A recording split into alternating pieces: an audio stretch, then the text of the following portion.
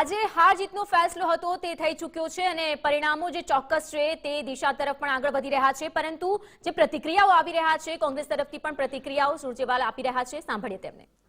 लेकिन कांग्रेस पार्टी उत्तर प्रदेश की हर विधानसभा में गली कूचे तक पहुंच पाई।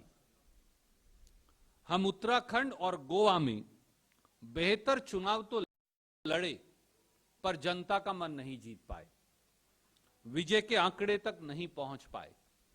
हमारे लिए एक सीख है कि हमें धरातल पर और अधिक मेहनत करने की आवश्यकता है। हमने इस चुनाव को जातिवाद और धार्मिक ध्रुवीकरण के मुद्दों से दूर रख जनता के मुद्दों पर वापस लाने का सतत प्रयास किया। वो चाहे बेरोजगारी हो, वो चाहे महंगाई हो, चाहे वो डूबती अर्थव्यवस्था हो, चाहे वो जनता के समक्ष रोजमर्रा का संकट हो, चाहे वो शिक्षा हो, चाहे वो स्वास्थ्य हो, चाहे वो ढांचागत विकास हो। परंतु यह भी सच है कि भावनात्मक मुद्दे जनता की जिंदगी से जुड़े इन मुद्दों पर कहीं ना कहीं हावी हो गए। हम चुनाव हारे या जीतें, लेकिन भारतीय राष्ट्रीय कांग्रेस देश की जनता के साथ लगातार खड़ी है। हम जनता के मुद्दों को, महंगाई को, बेरोजगारी को, अर्थव्यवस्था को, शिक्षा को, स्वास्थ्य को, ढांचागत विकास को, इन सब मुद्दों को जिम्मेवारी के साथ उठाते रहेंगे। हम हार के कारणों पर गहन दृष्टि से आत्म मंथन और आत्म चिंतन दोनों करेंगे, संगठन पर काम करेंगे और भविष्य में और बेहतर प्रयास करेंगे। कांग्रेस अध्यक्षा श्रीमती सोनिया गांधी जी ने यह भी निर्णय लिया है कि वो बहुत जल्द कांग्रेस कार्य समिति की बैठक बुलाकर इन सारे हार के कारणों और 5 राज्यों के चुनाव पर एक व्यापक अंतर्मंथन कांग्रेस कार्य समिति करेगी। हम चुनाव परिणामों से निराश जरूर हैं, पर हताश नहीं। हम चुनाव हारे हैं, पर हिम्मत नहीं हारे। हम कहीं नहीं जा रहे, हम लड़ते रहेंगे जब तक जीत हासिल ना हो जाए, और वो जीत जनता की जीत हो। हम लौटेंगे नए बदलाव के साथ, नई रणनीति के साथ। सभी विजेताओं को एक बार फिर दिल से बहुत बहुत हार्दिक बधाई और 5 राज्यों की जनता को एक उज्जवल भविष्य के लिए बेहतर शुभकामनाएं। I'll say it very, very briefly in English and then I'll take your questions. I take this opportunity to extend our felicitations to all the political parties and individuals who have achieved success in the elections to the 5 election-going states. In democracy, the decision of people is the ultimate evolution or evocation of their will, and we completely bow before in the people's vote.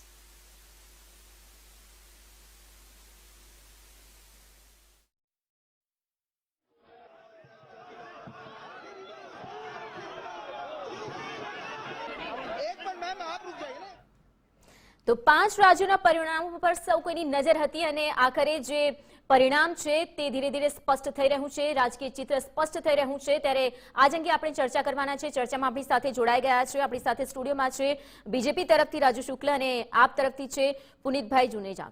આપ બંનેનું સ્વાગત છે। રાજુભાઈ, ખાસ કરીને આજનો દિવસ જે છે બીજેપી માટે ખૂબ જ મહત્વનો છે, જશ્નનો દિવસ છે। જે જીત મેળવી છે 4 રાજ્યોમાં, મહેનત રંગ લાવી છે અને સાથે સાથે જે તૈયારીઓ પહેલેથી રહે છે બીજેપીની, આ સાથે અન્ય કારણો આપ દર્શકોને કયા જણાવશો જીતના? પહેલા તો 5 રાજ્યોની જનતાનો ખૂબ ખૂબ આભાર કે જેણે ભારતીય જનતા પાર્ટીને સ્વીકારી। પંજાબમાં પણ ઘણો વોટશેર અમારો વધ્યો, એ બદલ પંજાબની જનતાનો પણ ખરા દિલથી આભાર માનીએ છીએ। જે રીતે બાકીના 4 राज्यों अंदर भारतीय जनता पार्टी और मैं सभी अपने नवनिर्वाचित विधायक गणों को, जिसमें कांग्रेस के विधायक गण हमारे सम्मिलित हैं, उन सबको बहुत बधाई देता हूं। और कुछ लोग पहली बार अपनी विधायी पारी खेल रहे हैं। जनता ने उनको आशीर्वाद दिया है, उनको मैं बहुत प्यार और आशीर्वाद देता हूं कि वो एक सफल विधायक सिद्ध हों और जनता के विश्वास को कायम रखने में सफल रहे। हमें पूरा विश्वास था कि लोग परिवर्तन के लिए वोट करेंगे। कहाँ क्या कमी हमारे प्रयासों में रह गई, मैं उसको कहीं न कहीं कुछ कमी रह गई उसको मैं स्वीकार करता हूं। और कैंपेन कमेटी के चेयरमैन के तौर पर, क्योंकि मेरी अगुवाई में चुनाव लड़ा गया, तो मैं जो हार हुई है उसकी पूरी जिम्मेदारी लेता हूं। और हमारे लोगों ने बहुत अच्छा काम किया, कांग्रेसजनों ने बहुत अच्छा काम किया। और जो हमारी पार्टी का नेतृत्व है, जिसमें प्रदेश कांग्रेस अध्यक्ष भी हैं, सीएलपी लीडर हैं, उनके सहयोगी हैं, उन सब ने बहुत अच्छा काम किया। मैं उन सबको बहुत बधाई देता हूं। प्रभारी सहित जितने हमारे एआईसीसी के लोग यहाँ आए, जिन्होंने इस कैंपेन में हमारी सहायता की, उनको भी मैं बहुत बहुत धन्यवाद देता हूँ। और पूरी राजनीतिक प्रक्रिया में जो लोग सम्मिलित थे, मैं उन सबको भी धन्यवाद देना चाहता हूँ। और कुल मिलाकर के उत्तराखंड के लोगों को उन्होंने 2022-27 के लिए उनको मैंडेट दिया है।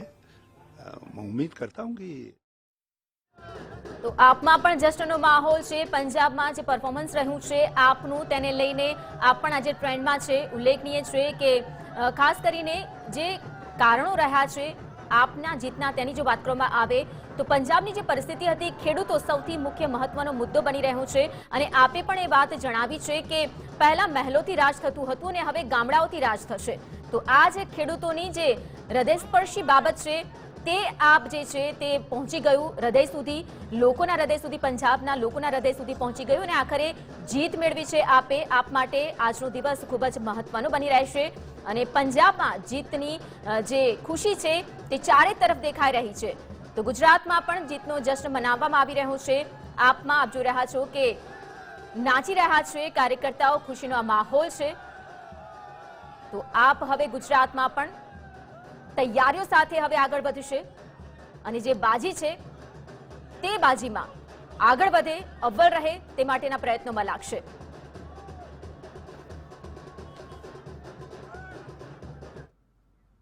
તો આપથી પુનિતજી પણ આપણી સાથે છે। પુનિતજી, ખાસ કરીને આપનો આજની વાત કરવામાં આવે તો જબરજસ્ત જશ્ન ચારે તરફ જોવા મળી રહ્યો છે, કારણ કે પંજાબમાં જે જીત મેળવી છે તેને લઈને આપ શું કહેશો? પંજાબની જે જનતા છે એને એક મેસેજ આપ્યું છે આખા દેશ માટે કે જે રાજનીતિ છે એ મુદ્દાઓની રાજનીતિ હોવી જોઈએ। પંજાબના લોકોએ એમના ત્યાંના એક કોમન મેને એક વસ્તુ એક્સેપ્ટ કરી છે કે આમ આદમી પાર્ટી જે દિલ્હીમાં જે મોડલ એસ્ટાબ્લિશ કર્યું, જેમાં શિક્ષણનું મોડલ, હેલ્થકેરનું મોડલ અને એ સિવાય જેમાં વિમેન સિક્યોરિટી, સેફટી, જે બધા મુદ્દાઓ અમે લઈને ગયા લોકો પાસે, એને લોકોએ આવકાર્યા છે। અને આજે એક આમ આદમી પાર્ટીને અમે પંજાબની જનતાને બહુ આભારી છીએ। બધા સ્ટેટ્સમાં અમને જેમને વોટ આપ્યા બધા સ્ટેટ્સને અમે આભારી છીએ, પણ પંજાબના અમને એક મોકો આપ્યો છે કે અમે હવે એક સાબિત કરીને બતાવીએ કે એક ફૂલ સ્ટેટને કઈ રીતે આગળ લઈ જઈ શકાય। બિલકુલ, અત્યાર સુધી દિલ્હીમાં અમારી સરકાર હતી, પણ દિલ્હીમાં અમે દર વખતે એક જ વસ્તુ ફેસ કરી છે કે અમારે જે પણ ડિસિઝન લેવા હોય એની ઉપર એલજીનો કંટ્રોલ આવી જાય, સેન્ટ્રલ ગવર્મેન્ટનો ઇન્ટરફિયરન્સ આવી જાય। પણ જ્યારે એલજી અને સેન્ટ્રલ ગવર્મેન્ટની ઇન્ટરફિયરન્સ વગર કામ કરવાનો એક ચાન્સ છે એ અમને હવે પંજાબમાં મળશે। અને હવે પંજાબને અમે એવો મોડલ બનાવીને આગળ લઈ જઈશું કે દેશમાં દરેક રાજ્યને, અરવિંદજીએ એક વાત બહુ સરસ કરી હતી કે અમે રાજનીતિ કરવા નથી આવ્યા, રાજનીતિ બદલવા આવ્યા છીએ। અને વચ્ચે એક ઇન્ટરવ્યુમાં એમને એ પણ વાત કરી કે એજ્યુકેશન માટે કોઈ બીજા સ્ટેટને પણ અમારા મનીષજીની જરૂર હોય તો એમને હાયર કરી શકે છે, we will spare him for them. પણ એક વસ્તુ એવી છે કે બધી અત્યાર સુધીની જે ટ્રેડિશનલ કન્વેન્શનલ પોલિટિકલ પાર્ટી છે, જે પણ અત્યાર સુધી કામ કર્યા છે, એમને પોતાના કે એમની પાર્ટીના કે એમના પર્સનલ ઇન્ટરેસ્ટ માટે કામ કર્યા છે। રાષ્ટ્રહિત માટે કામ કરવાની જે વાત છે, રાષ્ટ્રહિત ત્યારે જ ઉપર કહેવાય જ્યારે એજ્યુકેશન એક વ્યક્તિને મળે। રાષ્ટ્રહિત ત્યારે આગળ મૂક્યો કહેવાય જ્યારે હેલ્થકેર એક વ્યક્તિને મળે, બેસિક એમ્યુનિટીઝ એક વ્યક્તિને મળે। અને એ બેસિક એમ્યુનિટીઝ, હેલ્થકેર, એજ્યુકેશન, આ બધા જે મુદ્દાઓને લઈને અમે લોકો પાસે હવે જઈએ છીએ। ગાંધીનગરમાં જ્યારે ચૂંટણી હતી અમને ખૂબ સારો સમર્થન મળ્યો લોકોનો। પુનિત, એક આપણે વાત સીટ આપની એ એકમાં પણ છે ગણી. કે ડોર ટુ ડોર પ્રચાર છે તેમાં હંમેશા આપ જે છે તે માને છે ને તે પ્રમાણેનો જ પ્રચાર છે, લોકોને સમજાવવા માટેની વાત છે, આ તમામ જે અભ્યાસ છે આપનો તે કામ લાગ્યો છે. આમ આદમી પાર્ટીનું જે ડોર ટુ ડોર પ્રચારનું અને ઇન્ડિવિજ્યુઅલ પર્સન ટુ પર્સન કનેક્ટની જે વાત છે એમાં એવું છે કે આ પાર્ટી નેતાઓની પાર્ટી નથી. Aam Aadmi party actually ground base વોલન્ટિયરની પાર્ટી છે. એર કન્ડિશન રૂમમાં બેસીને નેતાઓ ભાષણ કરે કે વાતો કરે અને પોલિસીસ ડિસાઇડ કરે એના કરતાં જ્યારે લોકોની વચ્ચે જઈને તમે એમની વાતોને સાંભળો, એમની સાથે સિમ્પેથાઇઝ કરો અને એમની જે ઇશ્યુઝ છે એ ઇશ્યુઝને રેઝ કરીને આગળ લઈ જાઓ, એ પોલિટિક્સ હોવી જોઈએ. અને એ શું પોલિટિક્સ શું છે એ શીખવાડવા આમ આદમી પાર્ટી 2013માં એન્ટર થઈ. જી અને એ પછી દિલ્હીમાં કામ અમે કરીને બતાવ્યું છે આજે 7 વર્ષમાં. હવે આગળ આવતા 5 વર્ષમાં પંજાબમાં અમે એવા કામ કરીને બતાવીશું કે દેશમાં કોઈ પણ સ્ટેટને મુદ્દાની જ્યારે વાત કરવાની આવશે તો આમ આદમી પાર્ટી જે મુદ્દાઓ લઈને ચાલે છે ને બધી રાજનીતિક દળોએ એ મુદ્દા લેવા જ પડશે, નહીં લે તો એમને ઘરે બેસવું પડશે. એટલે આપ એ આમ આદમીની પાર્ટી છે ચોક્કસથી. રાજુજી, ખાસ કરીને જ્યારે આપણે જીતની વાત કરી રહ્યા છીએ, બીજેપી જે છે બીજેપીના ખેલામાં ખૂબ જ ખુશીનો માહોલ છે, પરંતુ ખાસ કરીને જો યુપીની વાત કરવામાં આવે તો જેમ સૌ કોઈ જાણે છે કે યુપીની જે સ્થિતિ હતી થોડી કઠિન હતી અને આવી સ્થિતિમાં પણ બીજેપીએ જે શાનદાર જીત મેળવી છે તે બદલ ખૂબ જ કહી શકાય કે લોકો પણ ચોંકી ગયા છે, વિપક્ષ ચોંકી ગયા છે, પરંતુ સાથે સાથે લોકોનો સાથ પણ કદાચ મળ્યો છે એટલે જ આ જીત શક્ય બની છે. આ સાથે રાજુજી, ખાસ કરીને યોજનાઓની વાત કરવામાં આવે, જે લોકો સુધી પહોંચાડવાની વાત હતી, લાભાર્થી યોજનાનો લાભ અહીં ભાજપને મળ્યો છે તેવું કહી શકાય યુપીમાં? બેન, સમગ્ર ઉત્તર પ્રદેશની જનતાએ જે પ્રકારે વોટિંગ કર્યું અને નરેન્દ્રભાઈ અને યોગીજીની જે મજબૂતાઈની સરકાર હતી અને વિવિધ યોજનાઓ, સરકારની યોજના હોય તો નાનામાં નાના છેવાડાના માનવી સુધી પહોંચ્યા છે. ત્યાં આગળ ઉત્તર પ્રદેશની અંદર અગાઉની સરકારોએ કંઈ જ કામ કર્યા હતા, ફક્ત ને ફક્ત જ્ઞાતિવાદના આધારે કામ કર્યા હતા, અથવા તો કોઈને કોઈ હિન્દુ મુસ્લિમના નામે કામ કર્યા હતા, અથવા તો કોઈને કોઈ તુષ્ટિકરણના કામ કર્યા હતા. જ્યારે જાહેર જનતાને શું માગતે હોય કે ભાઈ એની બેઝિક જરૂરિયાત જે હોય એમાં યોગીજીએ સંપૂર્ણપણે 100% કામ કર્યું. બીજું ક્રાઇમ રેટ ત્યાં યુપીમાં યોગીજીના આવ્યા પછી ઘણો બધો કંટ્રોલમાં આવ્યો. મોટા મોટા માફિયાઓ આજે જેલની પાછળ છે, કેટલાક માફિયાઓના એન્કાઉન્ટર થઈ ગયા અને ઘણા બધા માફિયાઓ ફરાર થઈ ગયા. ફક્ત ને ફક્ત યોગીજીની કડકાઈના કારણે ત્યાં કાનૂનનો સખત અમલ થયો અને પોલીસ પણ આજે ત્યાં હરકતમાં હોય છે. આજે કોઈ પણ પ્રકારનું ત્યાં આગળ ન્યુસન્સ ઊભું થવા માટે 100 વાર વિચાર કરે છે. બીજું બિલકુલ, આ વચન પણ આપવામાં આવ્યું હતું રાજુજી, આ વચન પણ લોકોને આપવામાં આવ્યું હતું જે ક્રાઇમ રેટ છે યુપીમાં તે ઘટી જશે. તો એમની અંદર યોગીજી 100% સફળ થયા છે. અને બીજું કર્મ અને ધર્મ આ બંનેનું જ્યાં રક્ષણ થાય ત્યાં આગળ પ્રજા ખોબલે ને ખોબલે મત આપે છે. ત્યાં આગળ કર્મ કર્યું, યોગીજીએ કર્મ કર્યું અને સાથે સાથે ધર્મ પણ સાચવ્યો. નરેન્દ્રભાઈને આવ્યા પછી નરેન્દ્રભાઈની સરકારે ત્યાં આગળ જે પ્રકારે અયોધ્યામાં રામ મંદિરનું નિર્માણ ચાલુ કર્યું અને કાશી વિશ્વનાથ જેનો મંદિરનો જીર્ણોદ્ધાર થયો અને એક દુનિયાના 7મી અજાયબીમાં એનું સ્થાન મળે એ પ્રકારનું એક આયોજન થયું, જે જોઈને ધર્મનું પણ રક્ષણ થયું અને કર્મ પણ કર્યું. તો યુપીની જનતા ખરેખર એમનો આભાર માનવો જોઈએ કે એમણે આ એક આવકારદાયક પગલું લીધું. બિલકુલથી પુનિત, દિલ્હીની જો વાત કરવામાં આવે તો દિલ્હીમાં આપની સરકાર છે અને તેનું કામ છે તે લોકોને પસંદ આવી રહ્યું છે. હવે જ્યારે પંજાબની જનતાએ આપના પર વિશ્વાસ રાખ્યો છે ત્યારે તેના કામને લઈને પણ આપની પાસેથી જાણીશું. હાલમાં પ્રતિક્રિયા આવી રહી છે તે જાણી લઈએ. लेकिन 4 प्रदेशों में भारतीय जनता पार्टी की सरकारें बनी हैं, पुनः बनी है. इसलिए मैं सब देश भर के भारतीय जनता पार्टी के कार्यकर्ताओं को बधाई देता हूं और चारों प्रदेशों की जनता को भी बहुत बहुत एक प्रकार से उनका आभार प्रकट करता हूं और उनको श्रेय जाता है इस बात का कि उन्होंने भारतीय जनता पार्टी की नीतियों पर, विशेष तौर पर हमारे केंद्रीय नेतृत्व देश के प्रधानमंत्री आदरणीय श्री नरेंद्र मोदी जी, हमारे गृह मंत्री श्री अमित शाह जी, हमारे राष्ट्रीय अध्यक्ष श्री जगत प्रकाश नड्डा जी और पूरी टीम जिन्होंने बहुत मेहनत करके और प्रचार अभियान को सभी प्रदेशों में चलाया है, उनको भी एक प्रकार से सम्मान करते हुए और मैं इस बात का जरूर जनता को धन्यवाद करता हूं कि हमारी नीतियों पर, विचारधारा पर उन्होंने और विश्वास किया है और हमको एक बहुमत दिलाया है। सर, प्रचंड जीत की क्या मोटी मोटी वजह मान के चल रहे हैं कि इतनी बड़ी जीत हुई है 4 राज्यों में? और देखिए, पहली बात तो यह है कि પુનીતજી, ખાસ કરીને વિશ્વાસની વાત છે. પંજાબની જનતાએ વિશ્વાસ મૂકીને મત આપ્યા છે. હવે આ વિશ્વાસ પર ખરા ઉતરવા માટે કેવી કામગીરી રહેશે, કેવી રણનીતિ રહેશે આપની? પંજાબમાં જે પણ પ્રોમિસીસ આમ આદમી પાર્ટીની ગવર્મેન્ટ આવતા જે થવાના છે એ ઇમિડિયેટલી ઇમ્પ્લિમેન્ટ કરવામાં આવશે. આપે જોયું હશે, દિલ્હીમાં પણ જ્યારે સરકાર ઇલેક્શન્સમાં આમ આદમી પાર્ટી એન્ટર થઈ, એમને જે પ્રોમિસીસ કર્યા એકે દિવસ રાહ નથી જોઈ પાર્ટીએ ગવર્મેન્ટ ફોર્મ થયા પછી એને ઇમ્પ્લિમેન્ટ કરવામાં. બીજી વસ્તુ એવી છે કે આજ સુધી આપણે જે બધા સ્ટેટ્સમાં કે બધા નેશનલ બજેટમાં પણ જોઈએ છે, બજેટરી ડેફિસિટ હોય છે. જે સરકારો ઉપરનો જે કરજો હોય છે એ પણ એક વસ્તુ છે.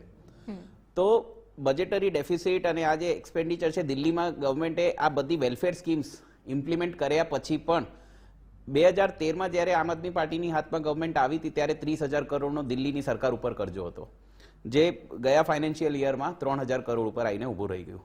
એટલે એવું નથી કે અમે કરજો લઈને વેલફેર સ્કીમ્સ આપી છે.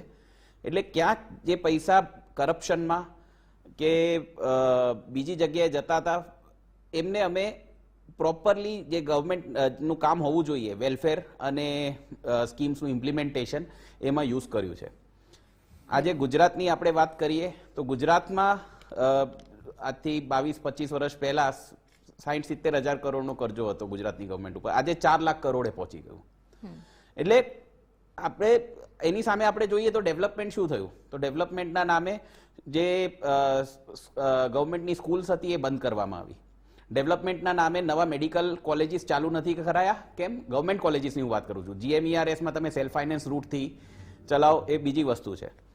પછી ડેવલપમેન્ટના નામે જે નવી જે પણ બેટર લોકોની લાઈફ થવી જોઈએ એ આજ દિન સુધી ગુજરાતમાં નથી થઈ.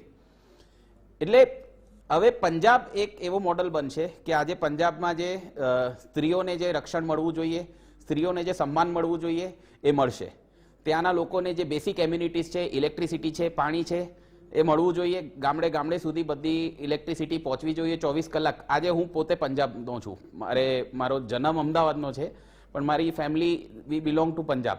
એટલે પંજાબમાં અમે જોયું છે કે સમરમાં ગરમીમાં તમારે 24 કલાકમાંથી 8 કલાક પાવર કટ અમે જોયા છે. આજે પંજાબમાં અમે ત્યાં રહેતા હોઈએ, ત્યાં સમર વેકેશનમાં ફેમિલીને મળવા જઈએ ત્યારે અમે ત્યાંની જે રોડ્સની દશા છે, ત્યાં એ બોર્ડર સ્ટેટ છે, ત્યાંનું જે ક્રાઇમ રેટ છે એ બધી વસ્તુ અમે ત્યાં ફેસ કરી છે. તો પંજાબ આજે શું હતું એ બધાએ જોયું છે. ત્યાંનું એટલા માટે જ આ વસ્તુ કહેવામાં આવી હતી, કરપ્શન અને ડ્રગ્સ. આ જે દૂષણો છે તેને હટાવશે આપ, તો તેને લઈને કેવી કામગીરી રહેશે અને તે માટેની શું ખાસ પ્લાનિંગ આપે કર્યું છે? પંજાબમાં કોઈ પણ પ્રોબ્લેમ હોય એને સોલ્યુશન માટે એક જ વસ્તુ છે, લો એન્ડ ઓર્ડરને સ્ટ્રોંગ કરવું પડે. ત્યાં લો એન્ડ ઓર્ડર સિસ્ટમ જે છે, પોલીસ છે, બધી સિસ્ટમ બધી સ્ટેટ્સમાં છે. દિલ્હીમાં પણ એ જ સિસ્ટમ જે હતી એ જ આપણે બ્યુરોક્રેટ્સ હતા જે કામ કરતા હતા, એ જ બ્યુરોક્રેટ્સ આજે પણ કામ કરે છે. પણ ત્યાંનું શિક્ષણ સુધર્યું, ત્યાંની હેલ્થ કેર ફેસિલિટી સુધરી, ત્યાંની રોડ્સ રસ્તા સુધર્યા. એ જ વસ્તુ જ્યારે પંજાબમાં આજે કામ જે કરવાવાળા ઓફિસર્સ છે, બ્યુરોક્રેટ્સ છે, પોલીસ ઓફિસર્સ છે એ જ છે, પણ એમના મનમાં એક એ હોવું જોઈએ કે મારે હવે સ્ટેટ માટે કામ કરવું છે. કોઈ પોલિટિકલ પાર્ટી માટે કે પોલિટિકલ લીડર માટે કામ નથી કરવું કે કોઈ પોલિટિકલ ડાયનેસ્ટી માટે કામ નથી કરવું.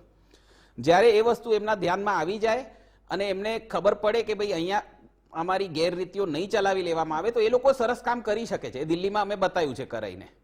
એ જ વસ્તુ આગળ પંજાબમાં થશે. અને પંજાબમાં આજે એક બોર્ડર સ્ટેટ હોવાના લીધે જે ત્યાંનું ડ્રગ્સનું પ્રોબ્લેમ છે, ક્રાઇમનું પ્રોબ્લેમ છે, બેસિક સિક્યોરિટીનું પ્રોબ્લેમ છે, બેસિક એમ્યુનિટીઝનું પ્રોબ્લેમ છે, એ બધામાં તમે આવતા 6-8 મહિનાથી પુનીતજી, આપણે અટકાવવા માંગીશ. જે પ્રકારે 4 રાજ્યોમાં ભાજપની જીત થઈ છે ત્યારે દિલ્હીમાં શું માહોલ છે અમારા સંવાદદાતા જણાવી રહ્યા છે. જ્યાં એક તરફ 4 રાજ્યોમાં હાલ બીજેપી આગળ ચાલી રહ્યું છે, ત્યારે બીજેપી કાર્યાલય દિલ્હી ખાતે હવે તૈયારીઓને આખરી ઓપ આપવામાં આવી રહ્યો છે. તમામ કાર્યકર્તાઓને બોલાવી દેવામાં આવ્યા છે. હવે અહીં ઉત્સવનો માહોલ સર્જાયો છે. ક્યાંક શંખનાદ થઈ રહ્યા છે, ક્યાંક ધજા ફરકાવવામાં આવી રહી છે.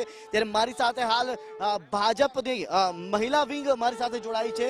એમની સાથે કરીશું चर्चा, शुरुआत करीશું. मैडम, सबसे पहले आपसे जानना चाहता हूं कि क्या कहोगे आप, 4 राज्यों में हम आगे चल रहे हैं, बीजेपी आगे चल रही है 4 राज्यों में. लोगों ने अपना समर्थन फिर से मोदी जी हैं तो मुमकिन है, इस बात को भी दर्शाया है और यूपी में पूर्ण बहुमत की सरकार आएगी ही, ये तो हम पहले से ही कह रहे थे और महिलाओं ने भी मोदी जी और योगी जी में अपना समर्थन दिया है.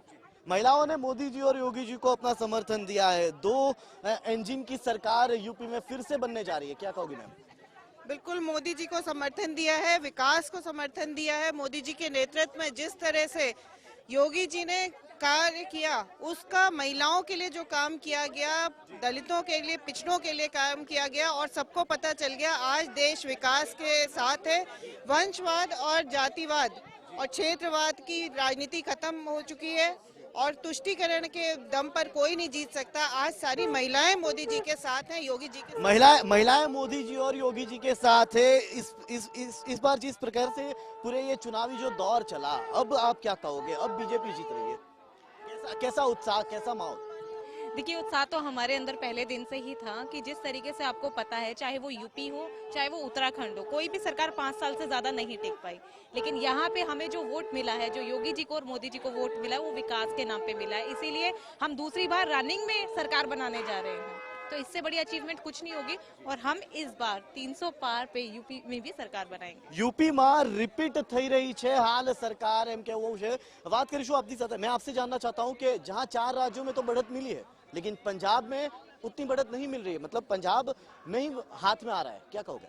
देखिए, पंजाब में आपको भी मालूम है कि पहले कांग्रेस का राज चलता था, लेकिन कांग्रेस से थोड़ा नाराज है कुछ सिद्धू जी की वजह से या कुछ उन्होंने काम नहीं किया, तो वो मैं कहूँगी केजरीवाल की जीत नहीं है, वो सिर्फ जो कांग्रेस का वोटर था वो उधर गया है. और बाकी आप 4 राज्यों में देखेंगे किस तरह से आप जीत देख रहे हैं, विकासवाद देख रहे हैं, परिवारवाद हट गया है, इंफ्रास्ट्रक्चर यूपी का इतना अच्छा हुआ है कि योगी जी को दोबारा लोग लाना चाहते थे और लाए भी हैं. જી જી, તો ક્યાંક મહિલાઓમાં પણ ઉત્સાહનો માહોલ જોવા મળી રહ્યો છે. આપ મારી આ તો આપ તરફથી નિવેદન આવી રહ્યું છે. કેજરીવાલ જણાવી રહ્યા છે કે જે જબરદસ્ત પંજાબમાં જીત થઈ છે આપની, તો હવે વિદ્યાર્થીઓ માટે ખૂબ જ જે સગવડો છે તે ઊભી કરવામાં આવશે ને એટલા માટે જ હવે યુક્રેન નહીં જવું પડે વિદ્યાર્થીઓએ. તો કેજરીવાલનું નિવેદન છે, આપની જબરદસ્ત જીત થઈ છે પંજાબમાં અને લોકોને જે વિશ્વાસ અપાવ્યો છે તે વિશ્વાસ પર ખરા ઉતરવાને લઈને પણ તમામ પ્રયત્નો રહેશે, પ્રયાસો રહેશે, તે પણ આપનું કહેવું છે. તો ચન્નીને એક મોબાઈલના દુકાનદારે હરાવ્યા છે તેમ પણ કેજરીવાલનું નિવેદન રહ્યું છે.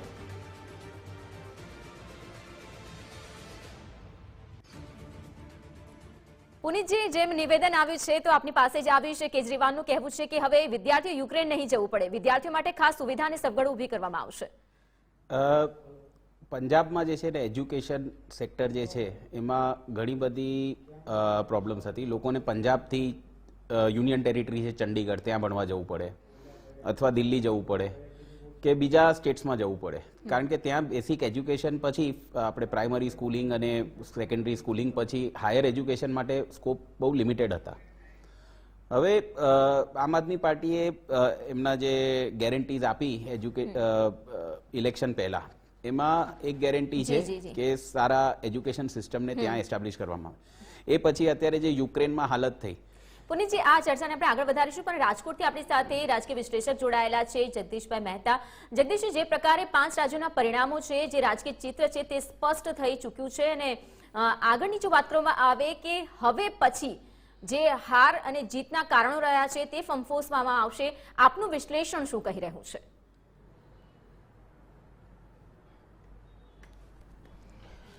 બેન, પહેલી વાર એવું આપણે અહેસાસ કરી શકીએ છીએ કે આ ચૂંટણીઓમાં મતદારોની જીત થઈ છે, મુદ્દાઓની જીત થઈ છે, ઈચ્છાઓની જીત થઈ છે, અપેક્ષાઓની જીત થઈ છે અને પ્રાંતવાદ, જ્ઞાતિવાદ, વંશવાદ, આ બધા જે વાદ જે છે એનો ધ્વંસ થયો છે, એની સખત હાર થઈ છે. હું કહું છું કે 5 રાજ્યોમાં 4 રાજ્યોમાં ભલે ભારતીય જનતા પાર્ટી આવી તો પંજાબમાં કોંગ્રેસ આમ આદમી પાર્ટી આવી. તો કહેવાનું તાત્પર્ય એ છે કે આ વખતની ચૂંટણી 5 રાજ્યોની ચૂંટણીના મતદારોએ એ સાબિત કરી દીધું કે ભારતનો મતદાર હવે પરિપક્વ થયો છે, વિચારશીલ થયો છે, બહેકાવામાં નથી આવતો, પોતાનું અને રાષ્ટ્રનું બંનેનું હિત શેમાં છે એની એને સંપૂર્ણ સૂઝ છે અને પોતાના મતની શું કિંમત છે એનું પણ એને પ્રદર્શન પહેલી વાર કર્યું હોય એવું આપણને લાગે છે.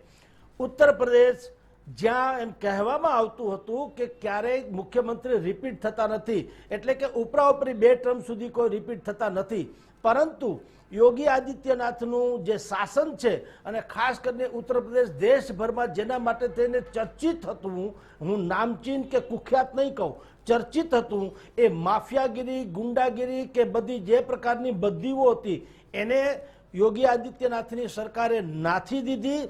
એટલું જ નહીં, એક પરિણામલક્ષી વાત પ્રજાના ગળા સુધી પહોંચે અને પ્રજાને અહેસાસ થાય એ પ્રકારનું લો એન્ડ ઓર્ડરનું એણે પ્રદર્શન કર્યું. એટલે પ્રજાએ એને આ જે પૂરી માન્યતા હતી કે એકને એક ચીફ મિનિસ્ટર 2 વખત ઉત્તર પ્રદેશમાં રિપીટ નથી થતા, તો એનું પણ એને ખંડન કરાવ્યું મતદારોએ અને એને ફરીથી સત્તાના સિંહાસને બેસાડ્યા છે.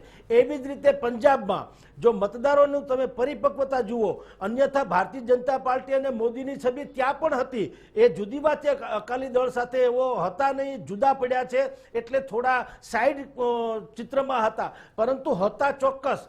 તો પણ મોદીના ચહેરાને જોઈને કે કોઈ બહેકાવામાં આવ્યા વગર ત્યાંની જનતાએ એક શ્રેષ્ઠ વિકલ્પ દિલ્હી મોડેલવાળો જે હતો એ આમ આદમી પાર્ટીને મત આપીને એક તક આપી છે. મતે આપી છે અને તકે આપી છે, કારણ કે પંજાબ એક સરહદી રાજ્ય છે, સંવેદનશીલ રાજ્ય છે.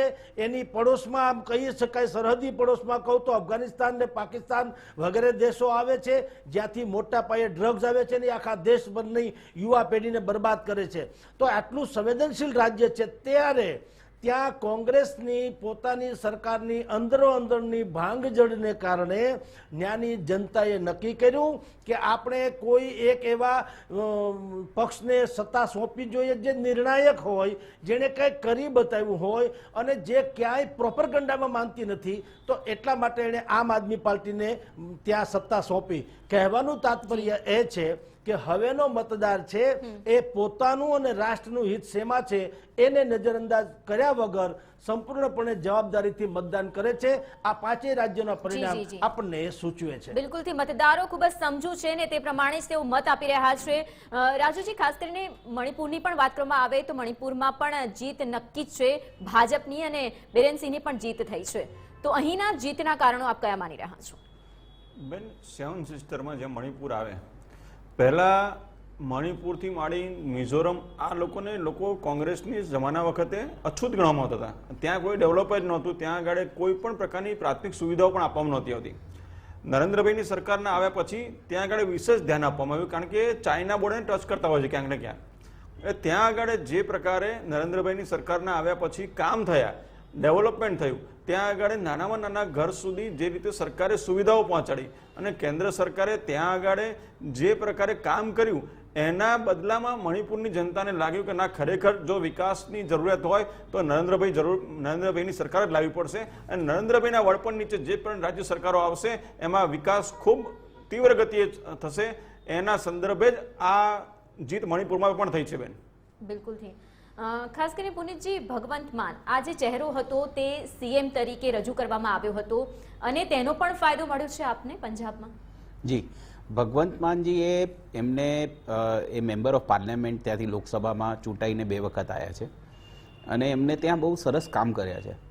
મને એક યાદ છે એમનું ઇન્ટરવ્યૂ, એમનું ટાઉન હોલ ઇવેન્ટ ચાલતું હતું, એમાં એમને પૂછવામાં આવ્યું કે તમે આ MP લેડ ફંડ્સમાંથી જે તમે ડેવલપમેન્ટ કરો છો, તો એમને એક એક્ઝામ્પલ આપ્યું હતું કે મારી પાસે 25 કરોડ રૂપિયા આવે છે, એની સામે મેં 25 કરોડને આટલા લાખ રૂપિયાનું હિસાબ આપ્યું છે, કારણ કે એના જે ઇન્ટરેસ્ટ છે એ પણ એ માણસનો જ છે, એ વ્યક્તિનો છે જેના માટે એ પૈસા મને આપવામાં આવે છે. એટલે ભગવંત માનજીની જે મેં અહીંયાથી પણ એમના ઓનલાઈન અને બીજા ઇસ્યુઝ ઉપર એમની સભાઓ પણ જોઈ છે. એટલે એમની જે ત્યાં ફોલોઈંગ છે એ ખાલી એટલા માટે નથી કે એક મેમ્બર ઓફ પાર્લામેન્ટ છે કે પહેલાં એ એક એન્ટરટેનમેન્ટ ઇન્ડસ્ટ્રીમાંથી આવ્યા, પણ ત્યાંના જે એમને લોકલ મુદ્દાઓ છે અને ત્યાંના લોકો માટે જે કામ એમને એમના કોન્સ્ટિટ્યુન્સીના લોકો માટે, અને ઇનફેક્ટ તમે જો પાર્લામેન્ટનું રેકોર્ડ કાઢીને જુઓ તો ટોપ 5 જે વોકલ એમપીસ છે, મેમ્બર ઓફ પાર્લામેન્ટ છે, જે પાર્લામેન્ટમાં મુદ્દાઓ ઉઠાવવાના, જે કારણ કે એક એમપી રીતે લોકસભામાં તમે જ્યારે ચૂંટાઈને જાઓ એટલે તમારી જવાબદારી હોય છે કે તમે લોકોના ઇન્ટરેસ્ટના ઇશ્યુઝને ત્યાં રેઝ કરો.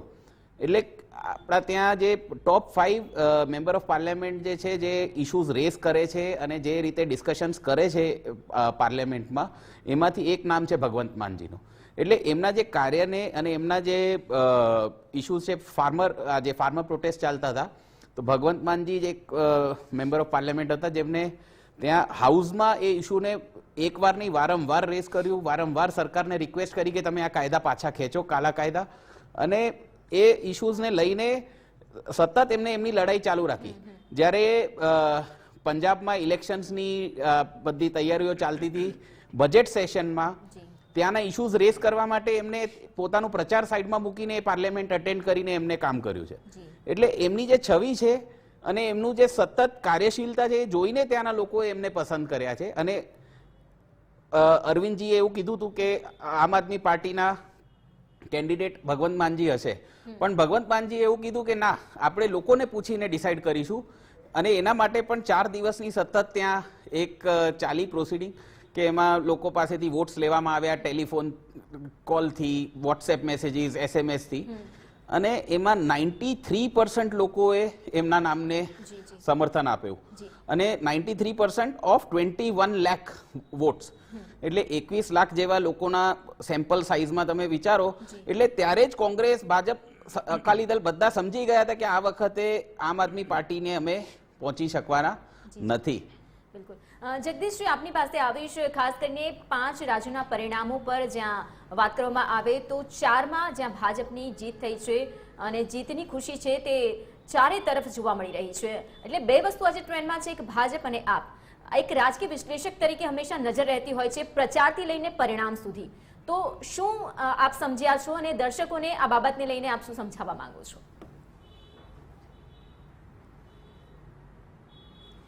બેન, આ વખતની ચૂંટણી અત્યંત માઇલસ્ટોન સમી છે એમ કહી શકાય. એક માપદંડ સમી છે, એક દિશાચિહ્ન એ પ્રકારની ચૂંટણી છે.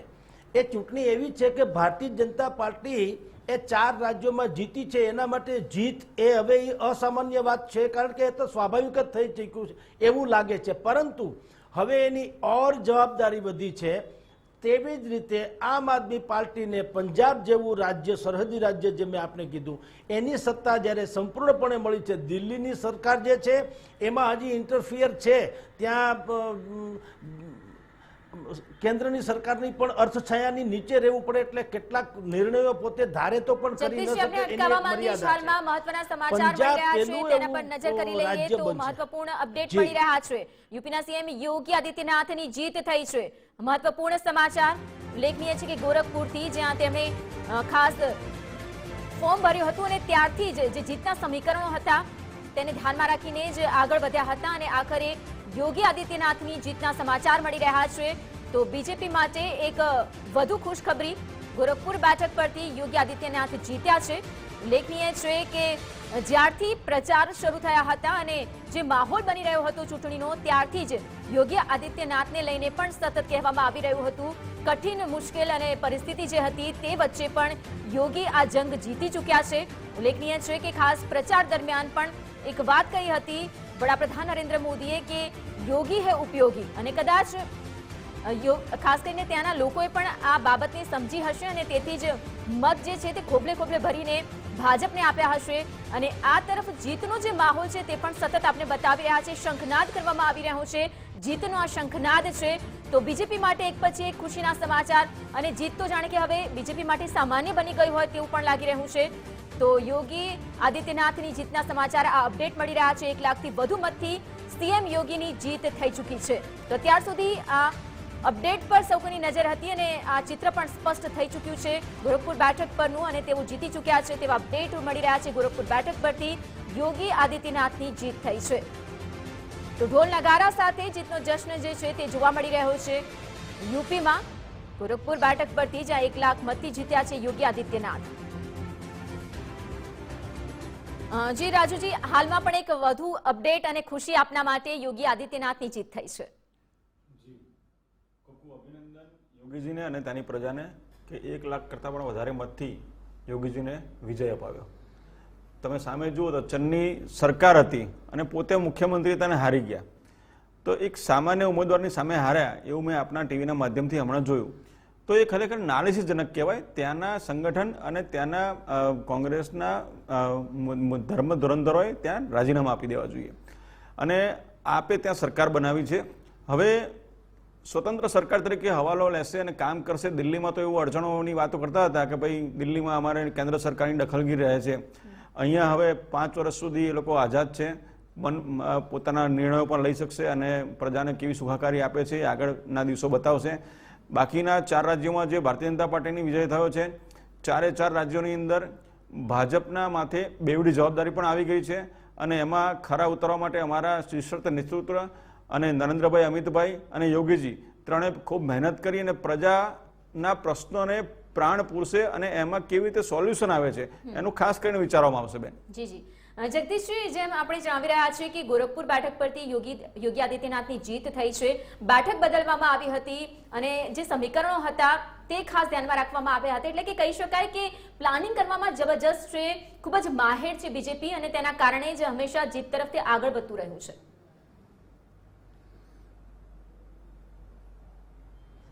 બેન, મારી દ્રષ્ટિએ બ્રેકિંગ ન્યૂઝ એ નથી કે યોગી આદિત્યનાથ 1 લાખ મતોથી જીત્યા છે. એ તો ન જીત્યા હોત તો જ બ્રેકિંગ ન્યૂઝ હોત. આ તો સ્વાભાવિક છે, કારણ કે રણનીતિકારો જે ભારતીય જનતા પાર્ટીએ આખી રાજનીતિમાં કર્યા છે એ રણનીતિ આધારિત એની વિજયતા થાય છે. અને આ જે રાજનીતિ આપણે જેને અત્યારે કોંગ્રેસ જે બેઠાડું રાજનીતિ કરતી હતી એને ખ્યાલ આવે કે હવે ભારતીય જનતા પાર્ટીએ એક કોર્પોરેટ કલ્ચરને છાજે તેમ એક પ્રાઇવેટ લિમિટેડ કંપની હોય યા તો કોઈ પોતાની પ્રોડક્ટ વધારવા માટે થઈને કોઈ કંપની કે વ્યવસાયિક ધોરણે ચાલતી હોય એ રીતે ભારતીય જનતા પાર્ટી રાજકીય પક્ષને પણ એ રીતે ડેવલપ કરી શકી છે. એમાં માર્કેટિંગને પણ વાત આવી જાય, એમાં સક્રિયતાને પણ વાત આવી જાય, એમાં ફોલોઈંગને પણ વાત આવી જાય અને એમાં પરફોર્મન્સને વાત આવી જાય, એમાં જવાબદેહીને વાત આવી જાય. સતત ને સતત લોકો વચ્ચે રહેવું, લોકોની નાડ પારખવી અને સમયાંતરે જે કાંઈ પરિવર્તન કરવું ઘટે ઇમિડિયેટલી કરી લેવું, આ બધા જ ગુણોનો સરવાળો એટલે ભારતીય જનતા પાર્ટી.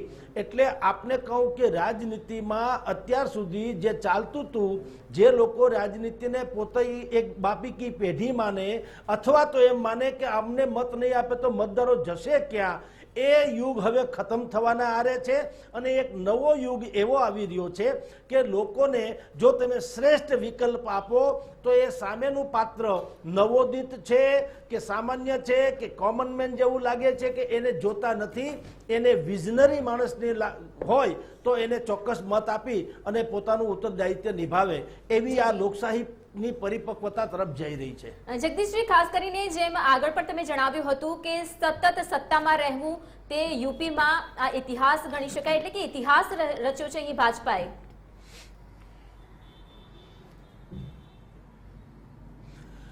બિલકુલ બેન, અને ઇતિહાસ કેવળ ઇતિહાસ છે એ સાંકેતિક છે, સામાન્ય ઇતિહાસ નથી. ઉત્તર પ્રદેશ જેવા રાજ્યમાં જે લગભગ અડધા પોણા ભારત જેવું છે અને 2-4 દેશ તો વિશ્વમાં એવા છે કે એની કરતાં આપણી ઉત્તર પ્રદેશની જનસંખ્યા વધુ છે.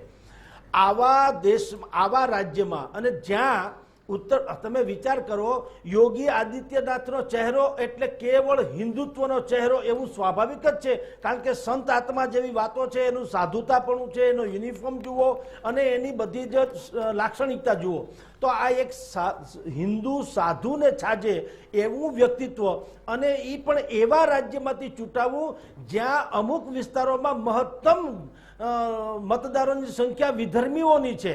નો ડાઉટ કે ભારતીય જનતા પાર્ટીમાં ખાસ કરીને યોગી આદિત્યનાથે એ વસ્તુને ક્યારેય જુદાપો રહેવા દીધો નથી કે આ ધર્મી કે વિધર્મી છે. એણે સબકા સાથ સબકા વિકાસની જે વાત કરી છે એણે ચરિતાર્થ કરી છે. હા, રાષ્ટ્રવાદના મુદ્દે કોઈ પણ હોય, રાષ્ટ્રવાદના મુદ્દે એણે કોઈ સમાધાન કર્યા નથી અને એની જ આ ફળશ્રુતિ છે કે એને બીજી ટર્મ માટે થઈને ત્યાંના મતદારોએ એને પાછી સત્તા સ્થાને બેસાડ્યા છે. કારણ કે ઉત્તર પ્રદેશમાં સૌથી મોટો જો પ્રશ્ન કોઈ હતો તો એ લો એન્ડ ઓર્ડરનો હતો. ત્યાં નહેરુ માફિયા રાજ હતું અને એને પણ રાજકીય એટલું બધું તમને કહું કે આશ્રય હતો રાજકારણીઓનો કે જેનાથી પ્રજા ત્રાહિમામ હતી. યોગી આદિત્યનાથે એ સંપૂર્ણપણે નેસ્ત નાબૂદ કરવા તરફ એણે ઘણા કામો કર્યા અને લોકોને અહેસાસ કરાવ્યો કે સત્તા હોય તો કઈ રીતે પ્રજાને સલામતીપૂર્વકનું સુશાસન આપી શકાય. આ એણે કરી બતાવ્યું. એટલે ત્યાંની પ્રજાએ પોતાની માનસિકતા પલટાવી અને એને શ્રેષ્ઠ શાસક તરીકે પુનઃ પ્રસ્થાપિત કર્યા. યોગી આદિત્યનાથને મારી દ્રષ્ટિએ આ વખતે વિશેષપૂર્વક કામ કરવાની હવે જવાબદારી વધારે આવી ગઈ હશે. કારણ કે હવે જે લોકોએ તમને મત નથી આપ્યા એવા લોકોની પણ હૃદય જીતવાની યોગી આદિત્યનાથની જવાબદારી બની રહેશે. જી જી બિલકુલથી. તો આપની ટીવી સ્ક્રીન પર જે દ્રશ્યો દેખાઈ રહ્યા છે, જશ્નના દ્રશ્યો છે યુપી કાર્યાલયમાં જ્યાં જશ્નનો માહોલ જોવા મળી રહ્યો છે. વિવિધ સ્થળો પર ભાજપ તરફથી ઉજવણી થઈ રહી છે. કાર્યકર્તાઓમાં અનોખો ઉત્સાહ જોવા મળી રહ્યો છે. તો મોઢું મીઠું કરાવવામાં આવી રહ્યું છે અને જીતની આ જે ખુશી છે તે વ્યક્ત કરવામાં આવી રહી છે. રાજુજી, આપણે જ્યારે યુપીની જ વાત કરી રહ્યા છીએ ત્યારે યુપીની જીતની જો વાત કરવામાં આવે તો દલિત વોટ બેંક હોય કે મહિલા વોટ બેંક, આ પણ ખૂબ જ કામ લાગી છે. કોઈ વોટ બેંક હોતી જ નથી. લોકો કામના આધારિત વોટિંગ કરતા હોય છે. ત્યાં યોગીજીએ જે પ્રકારે કામ કર્યું છે અને જેમ સાહેબે પણ વાત કરી જગદીશભાઈએ કે માફિયા રાજ ખતમ થઈ ગયું, તો લોકોને આજે અહેસાસ થાય છે કે ભાઈ ખુલ્લી હવામાં કેવી રીતે જીવી શકાય છે. જેમ ગુજરાતની અંદર પણ તમે રાત્રે 12 વાગે એક સ્ત્રી આજે એક્ટિવા ઉપર પણ જઈ શકે છે ને ફરી શકે છે. એ જ સ્થિતિ ઉત્તર પ્રદેશમાં પણ આવશે. એમાં ઘણો બધો મહદઅંશે યુપીમાં યોગીજીના કારણે આજે માફિયા રાજનો અંત આવી ગયો. એ જોતા અજાત શત્રુ એટલે કે ઘણા લોકોએ એ વાતને અસ્વીકાર કર્યો હતો કે ભાઈ માફિયા રાજ ખૂબ છે, યોગીજીએ મનભેદ કર્યા, પરંતુ જે પ્રકારે જનતાએ યોગીજીને સપોર્ટ કર્યો અને વોટિંગ કરી અને જીતાડ્યા, તો એના ઉપરથી સાબિત થાય છે કે જનતા બધું જાણે છે અને જુએ છે. કોઈ વાદ કામમાં નથી આવતો, કોઈ જ્ઞાતિવાદ કામમાં નથી આવતો, કોઈ તુષ્ટિકરણ કામમાં નથી આવતું. જનતા ફક્ત અને ફક્ત સરકારનું કામ જુએ છે અને કામને આધારિત જ એને વોટિંગ થાય છે અને જીત અપાવી છે. એટલે કર્મ અને ધર્મ બંનેનું રક્ષણ કરવામાં યોગીજી સુપેરે સફળ નીવડ્યા છે. જી જી જગદીશજી, જેમ જણાવી રહ્યા છે રાજુજી કે કોઈ પ્રકારની વોટ બેંક હોતી નથી. અહીં મહિલા અને દલિતોના વોટની પણ વાત થઈ રહી હતી. જી જગદીશભાઈ. બિલકુલ બેન, વોટ બેંક નહોતી નહીં, વોટ બેંક હતી. વોટ બેંક હતી. એક સમયે બધું આ જ હતું. જ્ઞાતિવાદ, પ્રાંતવાદ, વંશવાદ, કોમવાદ, આ બધું જ હતું. પણ ત્યારે શું હતું કે સામે પક્ષે એક વિઝનરી નેતૃત્વનો અભાવ હતો. હવે એક પક્ષીય વાત હતી કે જે કોઈ રાજકારણમાં જામેલા લોકો છે અને એ લોકો સિવાય વિકલ્પ નહોતો. એટલે સ્વાભાવિક છે કે પ્રજા પાસે જ્યારે કોઈ ચોઈસ ન હોય તો એ નિર્વિકલ્પે પણ એક કોઈ વ્યક્તિને ચૂંટાવવા માટે થઈને મજબૂર બનતા હતા. હવે સ્થિતિ પલટી ગઈ છે અને રાજકારણ એ સેવાનું ચોક્કસ માધ્યમ છે, પણ હવે એમાં થોડોક સુધારો પણ આવ્યો છે આ 21મી સદીમાં કે હવે કેટલાક વિઝનરી લોકો એવું માને છે કે સત્તા હોય તો સેવા કદાચ વધુ થઈ શકે. કદાચ નહીં, બલકે સંપૂર્ણપણે કહું છું કે સત્તા હોય તો આદેશથી પણ સારા કામ કરી શકાય. બાકી જો સત્તા ન હોય ને કેવળ ધારાસભ્ય, બાકીના વિરોધ પક્ષના ધારાસભ્યો તમે જુઓ એની પોતીકી ઉપજણ શું હોય છે? રજૂઆત કરવાની. તો રજૂઆત તો નાના માણસો પણ કરે છે, એ અખબારોમાં આવે છે, મીડિયામાં આવે છે. એક ધારાસભ્ય લેવલની વ્યક્તિ પણ જો રજૂઆત જ કરી શકવાની હોય તો બેટર છે કે એના કરતાં કોમન મેન હોવું શું ખોટું છે? એટલે પ્રજાને ખબર છે રાજકારણનો એક નવો વર્ગ ઊભો થયો છે. એને ખબર છે કે ગમે તે ભોગેનો અર્થ કાળા ધોળા કરીને નહીં, પણ લોકોમાં પોતાનું પરફોર્મન્સ બતાવીને જો આપણે સત્તા પર આવીશું તો શ્રેષ્ઠ કામ આપણે કરી શકીશું અને શ્રેષ્ઠ કામના આધારે જ આપણને ભવિષ્યમાં પણ આવું પ્રોત્સાહન મળશે અને ભવિષ્યમાં પણ આપણે સત્તાસીન થઈ શકશું. અને યોગી આદિત્યનાથ એનું તાજું ઉદાહરણ છે. અરવિંદ કેજરીવાલનું દિલ્હી મોડેલ એ પંજાબમાં જે વિજેતા નીવડ્યું એનું તાજું ઉદાહરણ છે.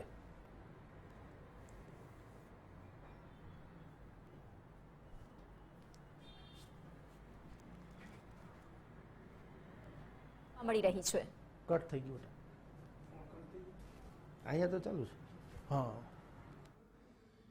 તો બીજેપીમાં જશ્નનો માહોલ છે, ખુશીનો માહોલ છે, ચારે તરફ કાર્યકર્તાઓમાં ખુશી જોવા મળી રહી છે, પરંતુ જે સવારથી ટ્રેન્ડ સામે આવ્યા હતા અને પરિણામો જે છે, રાજકીય ચિત્ર જ્યારે સ્પષ્ટ થઈ રહ્યું છે, ત્યારે વધુ સમજ માટે આપણે સીધા જઈશું અમારા સહયોગી નસરીન પાસે. જી નસરીન. જી વિધાતા, હાલ જે 4 રાજ્યોમાં જે બહુમતથી બીજેપીની જીત જોવા મળી રહી છે અને ખાસ કરીને આપણે યુપીની જો વાત કરીએ, ખૂબ જ મોટું રાજ્ય છે, આપણા દેશનું સૌથી મોટું રાજ્ય છે, ત્યાં પણ બીજેપીએ જે વિજય પતાકા લહેરાવી દીધા છે અને બધી જ જગ્યાએ બીજેપીની ઉજવણીનો માહોલ જોવા મળી રહ્યો છે. અમારી સાથે ગુજરાત ફર્સ્ટના એડિટર શ્રી દીપકજી પણ છે. આપ જણાવશો, આપણે જે જીતેલા રાજ્યો છે તેમાં ત્યાં તો ખુશી બધા મનાવી જ રહ્યા છે, પણ જ્યાં નથી જીતી શક્યું ભાજપ, ત્યાં શું કમી રહી ગઈ છે?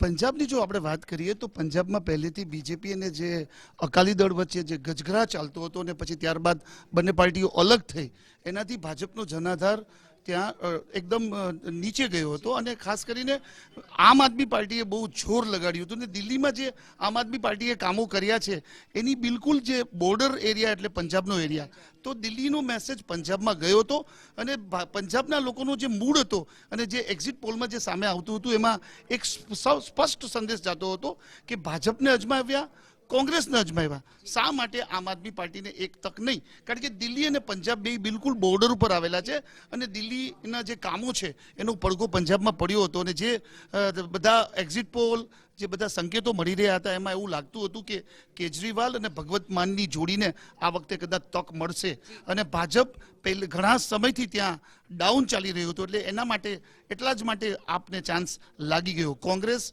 દૂર ફેંકાઈ ગઈ, કારણ કે કોંગ્રેસમાં ચન્નીને લીડર તરીકે ડિક્લેર કર્યા પછી નવજોત સિદ્ધુને પેટમાં દુખાવો ઉપડ્યો હતો અને જે ઝઘડાઓ હતા એમાં કોંગ્રેસ પોતાનું એક સૂર ન લાવી શકી, જેનો ફાયદો આમ આદમી પાર્ટીને ગયો. સર, બોર્ડર એરિયા યુપી અને દિલ્હી પણ છે.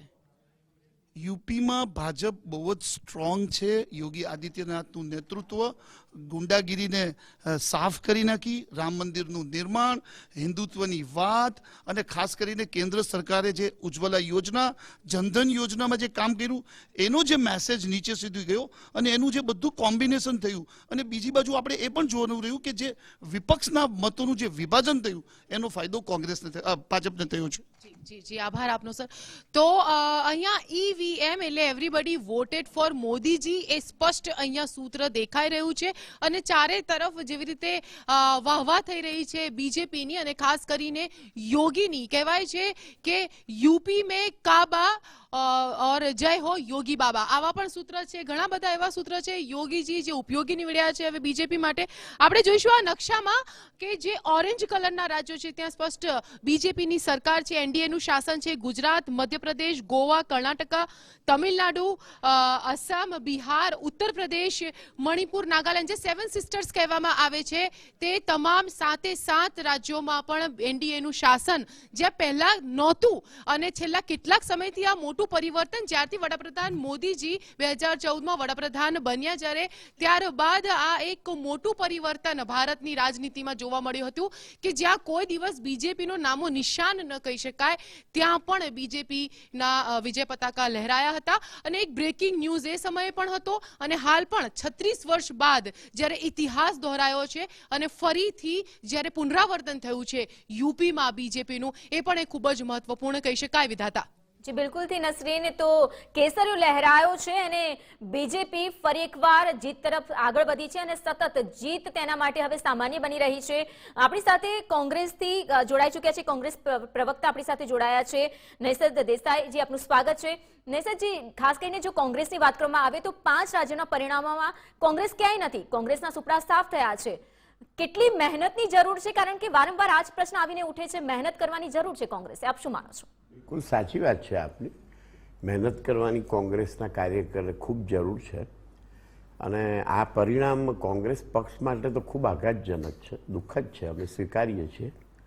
પણ સાથે સાથે એક ચોક્કસ સ્ટ્રોંગ વિરોધ પક્ષ ખૂબ જરૂરી છે, અધરવાઇઝ લોકતંત્ર સર્વાઈવ નહીં રહે. તો એ આ પ્રજાના નિર્ણયથી થોડું આશ્ચર્ય થાય છે. આપ જુઓ તો જ્યાં યુરોપ હોય કે કોઈ બી એજ્યુકેટેડ કન્ટ્રીઓની ડેમોક્રેસીમાં 51% રૂલ હોય તો 49% ઓપોઝિશન હોય છે, always every all democratic election. હવે આપણે ત્યાં અત્યારે આ બહુ વિચિત્ર એટલે બહુ આશ્ચર્યજનક બાબત છે. અને આમાં કોંગ્રેસની તો રણનીતિ અત્યારે લોકો નથી સ્વીકારતા, અમે સ્વીકારીએ છીએ આ પરિણામથી. બિલકુલ સ્વીકારી તો રહ્યા છો, પરંતુ હવે નજીકમાં છે ગુજરાત વિધાનસભાની ચૂંટણી પણ નજીકમાં છે. આ 5 રાજ્યોના પરિણામ પરથી શું શીખ લેશો અને સાથે સાથે કેટલા ફેરફારની હવે જરૂર છે કોંગ્રેસમાં? જુઓ, ઉત્તર પ્રદેશમાં અમને થોડુંક આપના એડિટર સાહેબે કહ્યું ને કે મતોનું વિભાજન સ્પષ્ટ છે. કુલ મતદારોમાંથી 55% મતદારોએ મતદાન કર્યું. એ 55%માંથી ભારતીય જનતા પાર્ટીને 40%, 41% મત મળ્યા છે અને બાકીના લગભગ 59-60% મત ડિવિઝન થયું છે દરેક ગ્રુપોમાં, જૂથોમાં, પક્ષોમાં. એટલે એ એક આ ઇલેક્શનની એક ખૂબી છે યુપીમાં. પણ અમને વધારે આઘાત ઉત્તરાંચલનો છે. ઉત્તરાંચલમાં એટલું બધું ડિવિઝન નથી. યુપીમાં તો સ્પષ્ટ વિપક્ષ મતોનું ડિવિઝન દેખાય છે, ક્લિયર. પણ ગોવામાં પણ ખૂબ ભારે વિપક્ષ વોટોનું એટલે બીજેપી સિવાયના મતોનું ભારે વિભાજન છે. પણ ઉત્તરાંચલમાં એટલું બધું વિભાજન નથી, છતાં ઉત્તરાંચલનું પરિણામથી અમને વધારે આઘાત છે. ઓફકોર્સ પંજાબમાં તો એક પરિસ્થિતિ ખબર નહીં કઈ રીતે એકદમ નવી પાર્ટીના વચનો ઉપર પ્રજા વિશ્વાસ કરી શકે છે. જોકે ચોક્કસ આ રિપોર્ટમાં આવે છે તે પ્રમાણે કોંગ્રેસના આગેવાનોના આંતરિક મતભેદો જવાબદાર હોઈ શકે અને કોંગ્રેસની નબળી રણનીતિ પણ જવાબદાર હોઈ શકે. પણ એ પરિણામ ખૂબ આઘાતજનક છે, કારણ કે આખા છેલ્લા કેટલાય વર્ષોથી ચાહે અકાલી દળ હોય કે ચાહે કોંગ્રેસ હોય એના મોટાભાગનું નેતૃત્વનો પરાજય થયો છે. એ એક બહુ સરપ્રાઇઝિંગ છે કે દિલ્હીની કામગીરી, હું એમનાથી જરા અલગ પડું છું આપના એડિટરથી. દિલ્હીની કામગીરી એવી નથી કે જેનાથી પંજાબની પ્રજા આકર્ષિત થાય. પુનિતજી, ખાસ કરીને આપની જ્યારે વાત કરવામાં આવે તો પંજાબમાં તો ખૂબ જ સારી જીત મેળવી છે, પરંતુ ગોવાની જો વાત કરવામાં આવે, મહેનત તો કરવામાં આવી હતી પરંતુ મહેનત રંગ નથી લાવી. ક્યાં ખામી રહી ગઈ? એક પંજાબમાં હું પહેલા એક ક્લેરિફાઈ કરવા માંગુ છું. નૈશદભાઈએ એવું કીધું કે પંજાબમાં એક નવી પાર્ટી, તો એમને એ વસ્તુમાં હું કરેક્ટ કરવા માંગીશ, કારણ કે નવી party was the largest opposition. જે ગયા 5 વર્ષમાં સૌથી મોટી ઓપોઝિશન પાર્ટી હતી એ આમ આદમી પાર્ટી હતી પંજાબમાં. એટલે એ કહેવું કે એક નવી પાર્ટી ઉપર લોકોએ વિશ્વાસ મૂક્યો, તો લોકોએ દિલ્હીનો જે મોડલ જોયો અને પંજાબમાં જે મુદ્દાઓ લોકોના લઈને અમે ત્યાંની એસેમ્બલીમાં રેસ કર્યા અને ત્યાં લોકોના જે ઇશ્યુઝને અમે હાઇલાઇટ કર્યા છે એ જોઈને લોકોએ અમને વોટ આપ્યો છે. આપના જે એડિટરે કીધું કે પ્રોબેબલી એમાં જે ડિવિઝન થયા કોંગ્રેસમાં એ કારણ હોઈ શકે. હવે એ કારણ તમે જેટલા પણ એમાં શોધવા જાઓ પણ એ કોઈ પણ કારણ એવા ના હોઈ શકે કે આવી લેન્ડસ્લાઇડ વિક્ટરી કોઈ પાર્ટીને મળે. દિલ્હીમાં ફર્સ્ટ ટાઈમ જ્યારે 45 ડેઝ પછી અરવિંદજીએ રાજીનામું આપ્યું અને પછી ફરીવાર ઇલેક્શન થયા, એ પહેલાં શીલાજીએ એવું સ્ટેટમેન્ટ આપેલું કે Arvind Kejriwal is a history, he is a past, he is no one now. એના પછી 67 સીટ્સ આઉટ ઓફ 70, એના પછી પણ 62 સીટ્સ. આવી લેન્ડસ્લાઇડ વિક્ટરીને જો ત્યારે તમે એવું કહો કે બીજા કારણોને આપણે રીઝન આપીએ તો એ એક રીતે બની શકે, કારણ કે એમની પાર્ટીનો પક્ષ મૂકશે, પણ એ એક રીતે ફેર સ્ટેટમેન્ટ નથી. તમારે જેને કામ કર્યું છે એને કામની એનું બેનિફિટ આપવું જોઈએ. એમને ત્યાં સંગઠનના લેવલ ઉપર એ કામ કર્યું છે, ત્યાં લોકોના ગ્રાસરૂટ લેવલ ઉપર એ કામ કર્યું છે. આજે આ પંજાબ ઇલેક્શન પહેલાં જ એમને ઇન્ડિકેશન મળી ગયું હતું, જ્યારે ચંડીગઢ ઇલેક્શનમાં આઉટ ઓફ ત્યારે ટોટલ જે સીટ્સ હતી મેયર એના માટે ઇલેક્શન જે કોર્પોરેશનના ઇલેક્શનમાં, એમાં 14 સીટો આમ આદમી પાર્ટીને આવી, 12 સીટો ભારતીય જનતા પાર્ટીને અને 8 સીટો કોંગ્રેસને આવી. કોંગ્રેસે એમના ત્યાંના જે પાર્ષદ હતા એ ગિફ્ટમાં ભારતીય જનતા પાર્ટીને આપીને એમના મેયર બનાવી દીધા. જી, સમયના અભાવે આપણે અટકાવવા માંગીશ, પરંતુ ચર્ચામાં જોડાયેલા તમામ મહેમાનોનો આભાર. પરંતુ આ ચર્ચાને આગળ વધારીશું એક બ્રેક બાદ, અને જોડાશે મારા સહયોગી ભદ્રેશ. તો આપ પણ જોડાયેલા રહો ગુજરાત ફર્સ્ટ.